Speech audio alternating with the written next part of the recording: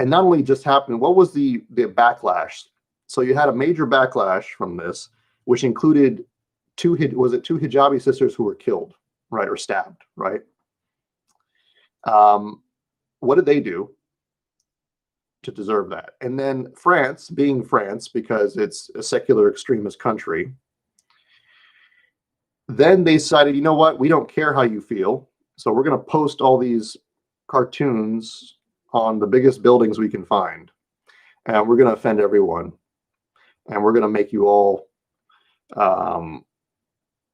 we're going to talk about French oppression in a moment as well, or throughout the entire discussion. So they retaliated even worse.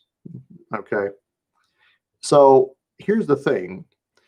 France has a history of being extreme against Muslim populations, especially Algerians, okay, and Algeria in general.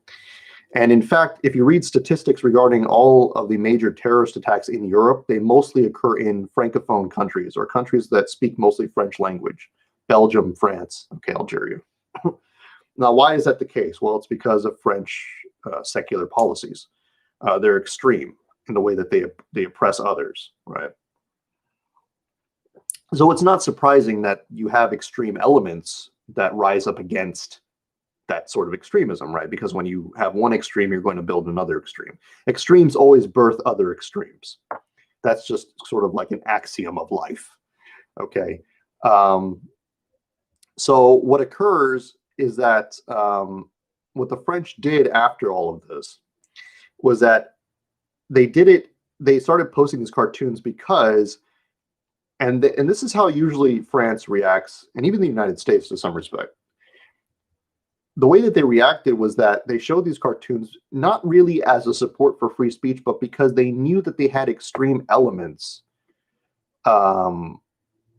within French society. They know that the Muslim minority has a lot of major grievances, and there are a lot of people within the Muslim minority, not many, but some within the Muslim minority who have sort of just had enough with being treated like ghetto trash.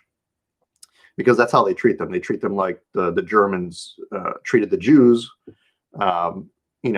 prior to the systematic destruction of their culture and physical bodies, i.e. Ethnocide and genocide. So that's basically how the French are treating the Muslims now. So some of these people they know are going to flip their switch and do something stupid, right?